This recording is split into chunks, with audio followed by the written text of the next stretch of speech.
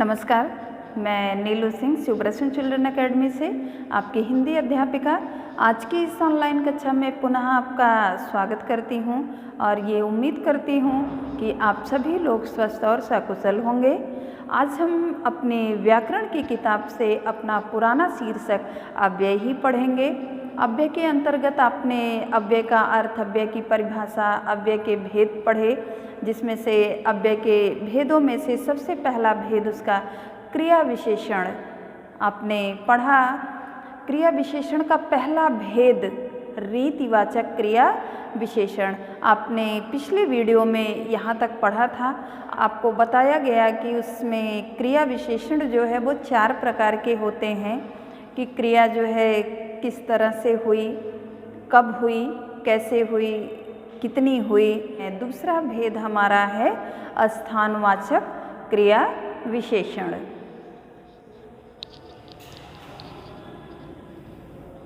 शीर्षक है हमारा क्रिया विशेषण के भेद।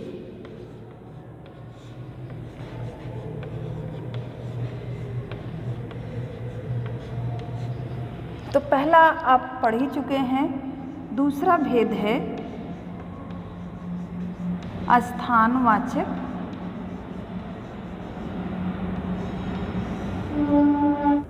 क्रिया विशेषण।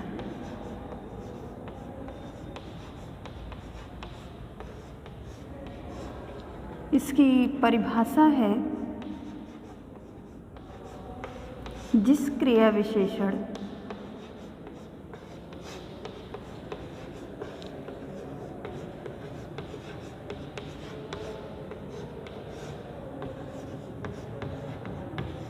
शब्द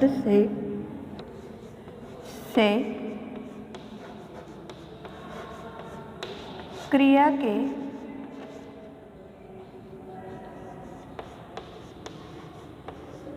होने के स्थान का बोध होता है,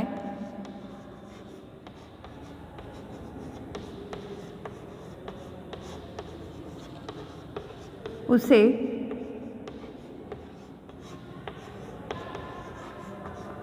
स्थानवाचक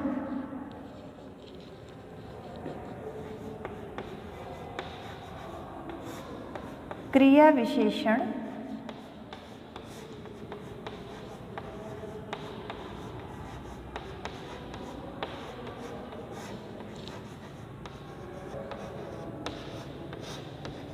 कहते हैं। ये तो स्थानवाचक क्रिया विशेषण की परिभाषा है कि जिस क्रिया विशेषण शब्द से क्रिया के होने के स्थान का बोध होता है, अर्थात पता चलता है, उसे स्थानवाचक क्रिया विशेषण कहते हैं। उदाहरण के द्वारा अभी आपको और भी स्पष्ट हो जाएगा। तो इसका उदाहरण है जैसे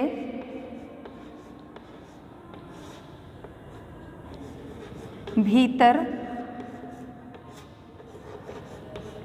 जाकर बैठो। इसमें भीतर शब्द जो है ये स्थान का बोध करा रहा है कि जैसे अभी हम कह दें बाहर खेलो,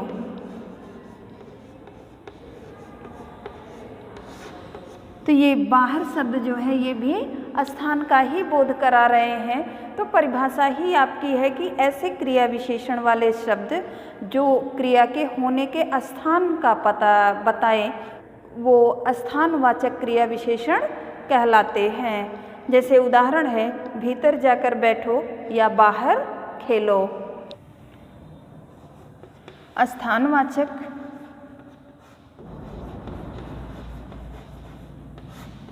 इस क्रिया विशेषण को पहचानने के लिए इसकी पहचान कैसे करें, तो इसकी पहचान का आसान सा तरीका है कि हम इसमें कहाँ शब्द का प्रयोग करके प्रश्न बना लेते हैं।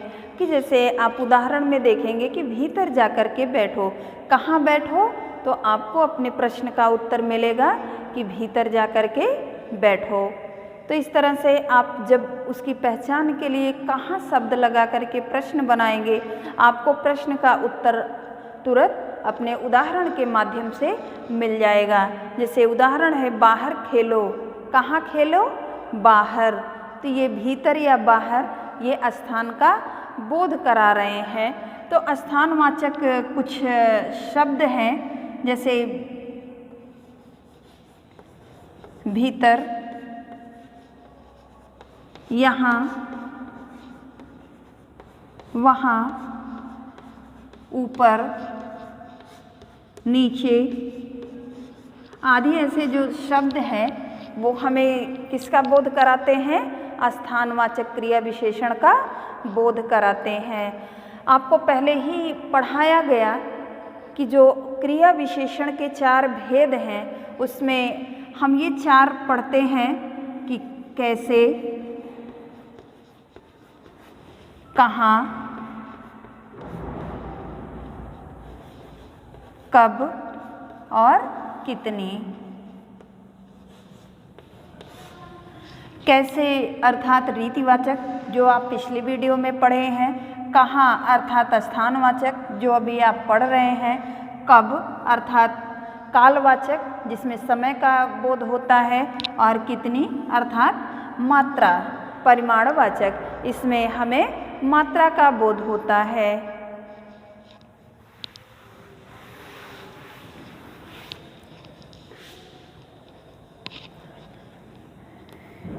तीसरा भेद है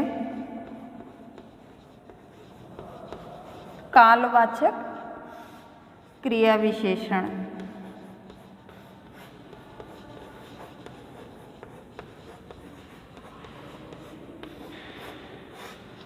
इसकी परिभाषा है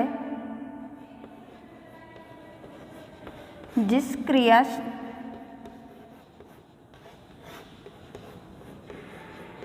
विशेषण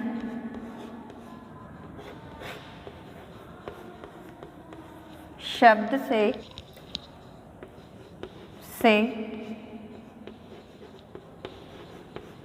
क्रिया के होने के समय का बोध होता है।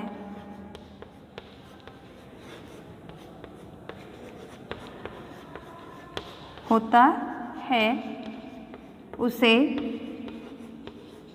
कालवाचक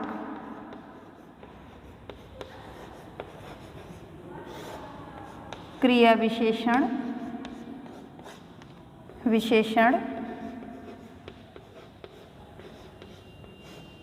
कहते हैं।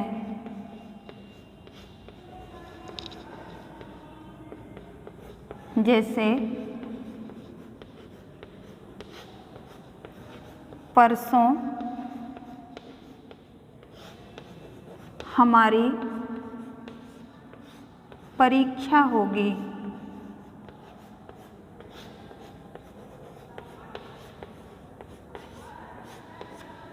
इसमें परसों शब्द जो है वो समय का सूचक है। जैसे उदाहरण दूसरा है अभी ट्रेन आएगी। तो अभी शब्द जो है वो क्या है? वो समय का सूचक है। इसकी पहचान के लिए यानी कालवाचक की पहचान के लिए हमें कब का प्रयोग करते हैं। कालवाचक क्रिया विशेषण को पहचानने के लिए हम कब शब्द का प्रयोग कब लगा करके प्रश्न बनाते हैं। अब जैसे उदाहरण आप देखेंगे कि हमारी परीक्षा कब होगी अर्थात परसों होगी, या ट्रेन कब आएगी, तो आपका उत्तर होगा अभी आएगी। तो इसमें हम इसको पहचानने के लिए कब का प्रयोग करेंगे। चौथा है परिमाण वाचक क्रिया विशेषण।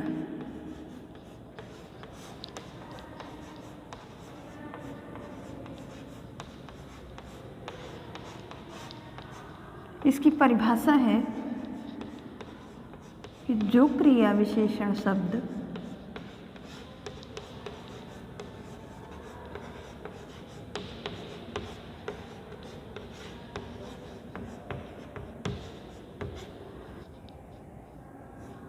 क्रिया की मात्रा या परिमाण के विषय में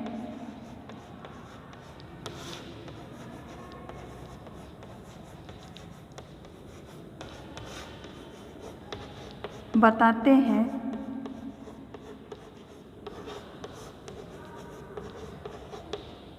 उसे परिमाण वाचक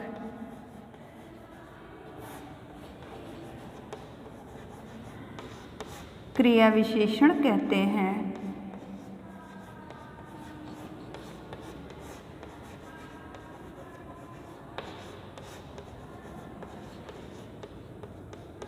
जैसे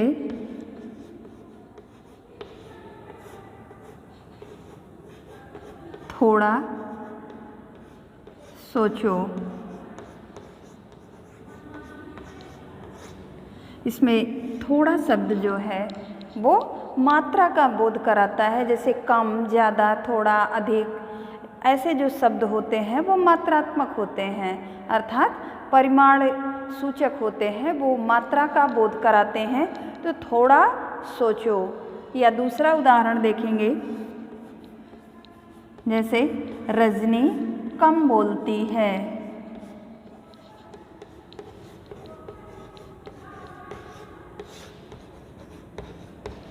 कम बोलती है। कम शब्द क्या है? ये परिमाण सूचक है, अर्थात मात्रा सूचक है। तो इसकी पहचान के लिए, यानी परिमाणवाचक क्रिया विशेषण की पहचान के लिए कितना शब्द लगा करके हम प्रश्न बनाते हैं, तो प्रश्न का उत्तर हमें अपने उदाहरण से मिल जाता है। जैसे आप प्रश्न बनाएंगे कि रजनी कितना बोलती है, तो आपको अपना उत्तर मिलेगा कि रजनी कम बोलती है। या फिर आपका पहला उदाहरण जो है सोचने के अर्थ में जो कहा गया है कि कितना सोचो, प्रश्न आप बनाएंगे तो आपको उत्तर मिल जाएगा। इसके कुछ शब्द हैं, जैसे बहुत, अधिक, अत्यंत, जरा, ज़्यादा आदि। ये सब जो शब्द हैं वो आपके परिमाण सूचक शब्द हैं। ये हमें मात्रा का बोध कराते हैं। तो ये तो आपने पढ़ा कि क्रिया विशेषण के 4 भेदों में से पहला आपने पढ़ा रीतिवाचक क्रिया विशेषण, दूसरा आपने पढ़ा स्थानवाचक क्रिया विशेषण, तीसरा आपने पढ़ा कालवाचक क्रिया विशेषण और चौथा आपने पढ़ा परिमाणवाचक क्रिया विशेषण। जिसमें आपने पहले में रीति में क्रिया के होने के ढंग का पता चलता है, उसका तरीका क्या है। स्थानवाचक में क्रिया के होने के स्थान का पता चलता है। इसके बाद तीसरा आपने पढ़ा कालवाचक, उसमें क्रिया के होने के समय का पता चलता है। और चौथा और अंतिम आपने पढ़ा परिमाणवाचक क्रिया विशेषण। इसके अंतर्गत हमें क्रिया के होने की मात्रा का बोध होता है। इसमें हम क्रिया की मात्रा के बारे में जानते हैं। क्रिया विशेषण के भेदों के उपरांत हम पढ़ेंगे कि अव्यय का दूसरा भेद कौन सा है, क्योंकि अभी आपने ये अव्यय का पहला भेद पढ़ा। पहला भेद आपने पढ़ा क्रिया विशेषण। अब दूसरा भेद हम पढ़ेंगे। दूसरा है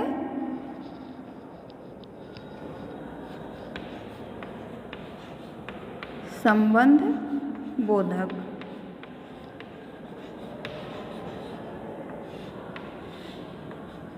संबंध बोधक, इसमें पहला शब्द जो आपका है संबंध, बोधक अर्थात बोध कराने वाला। यानी ऐसे इसके अंतर्गत ऐसे शब्द आएंगे जो हमें वाक्य में एक दूसरे से उसका संबंध जोड़ेंगे या संबंध बताएंगे।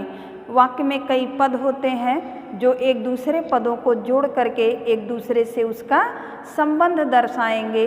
ऐसे शब्द जो है आपके वो संबंध बोधक के अंतर्गत आएंगे। तो संबंध बोधक की परिभाषा है, जो शब्द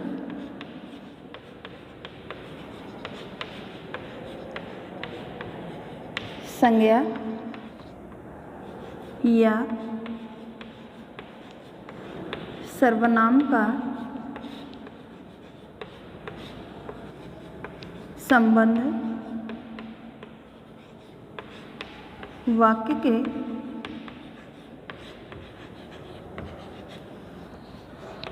अन्य शब्दों से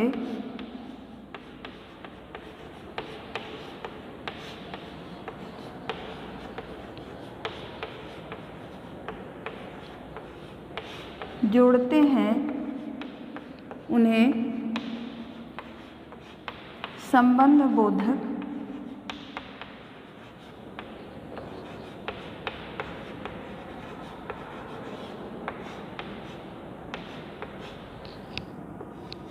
अव्यय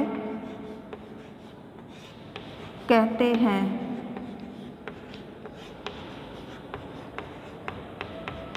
ये संबंध बोधक की परिभाषा है कि जो शब्द संज्ञा या सर्वनाम का संबंध वाक्य के अन्य शब्दों के साथ जोड़ते हैं वे संबंध बोधक कहलाते हैं।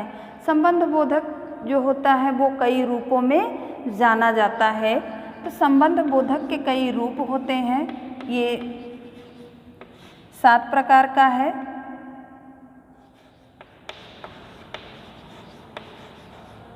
संबंध बोधक के रूप, तो पहला है काल सूचक, दूसरा है स्थान सूचक,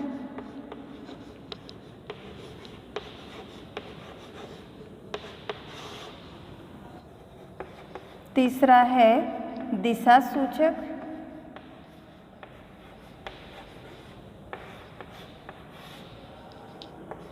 चौथा है साधन सूचक,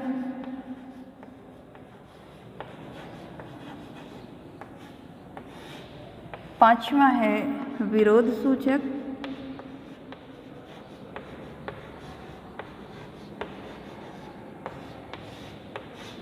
छठवां है हेतु सूचक,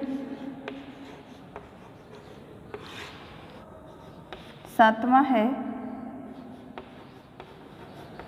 समानता सूचक।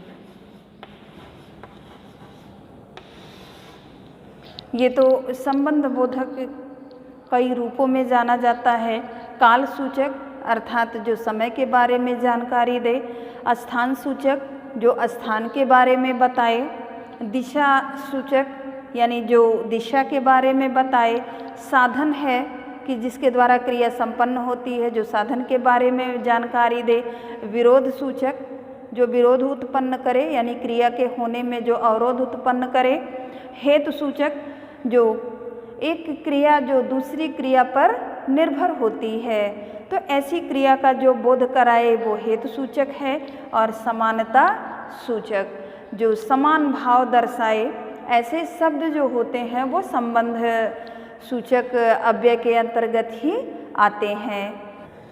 कुछ संबंध बोधक शब्द जो होते हैं वो विभक्तियों के साथ प्रयोग किए जाते हैं, और कुछ संबंध बोधक शब्द ऐसे होते हैं जो बिना विभक्तियों के भी प्रयोग किए जाते हैं और कुछ विभक्तियों के साथ प्रयोग किए जाते हैं। उदाहरण से आपको स्पष्ट हो जाएगा।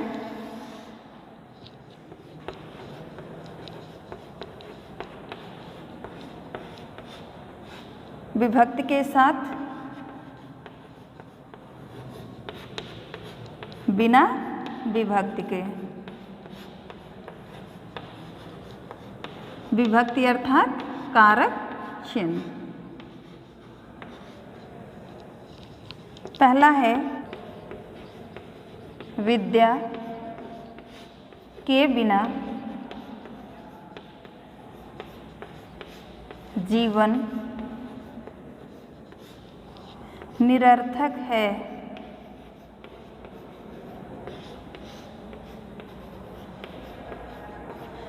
के बिना, ये क्या है? विभक्ति सूचक चिन्ह है। ये विभक्ति के साथ का उदाहरण है। अब बिना विभक्ति के, जिसमें विभक्ति नहीं लगी रहेगी। राम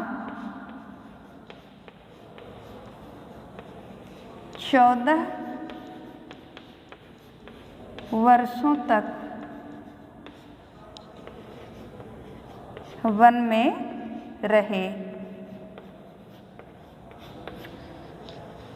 ये भी एक वाक्य है कि राम 14 वर्षों तक वन में रहे। इसमें कोई विभक्ति चिन्ह नहीं है और इसमें के बिना, अर्थात ये विभक्ति के साथ है और ये बिना विभक्ति के है। तो संबंध बोधक में कुछ उदाहरण ऐसे भी होते हैं जो बिना विभक्ति के होते हैं और कुछ ऐसे भी होते हैं जो विभक्ति के साथ रहते हैं। संबंध बोधक में क्रिया विशेषण और कारक चिन्हों में यानी विभक्तियों में भी अंतर स्पष्ट होता है। विभक्तियां जो होती हैं ये संज्ञा या सर्वनाम के साथ प्रयुक्त होती हैं। इनका अपना कोई स्वतंत्र अर्थ नहीं होता है, लेकिन जो संबंध बोधक होता है, जो उसका शब्द होता है, वह जो होता है अपने आप में स्वतंत्र होता है, उसका अपना स्वतंत्र अर्थ होता है। विभक्ति जो होती है वह संज्ञा सर्वनाम का अंग होती है, उसका अपना कोई स्वतंत्र रूप नहीं होता, लेकिन जो संबंध बोधक शब्द होते हैं वह जो होते हैं वह स्वतंत्र होते हैं, उनका अपना भी अर्थ होता है। तो ये तो रहा आपका अव्यय के भेद में। आपने पहला भेद उसका पढ़ा क्रिया विशेषण। क्रिया विशेषण के चारों भेदों को आपने पढ़ा। फिर आपने अव्यय का दूसरा भेद पढ़ा संबंध बोधक। अब हम अपने अगले वीडियो में इसके अन्य भेदों के बारे में भी पढ़ेंगे।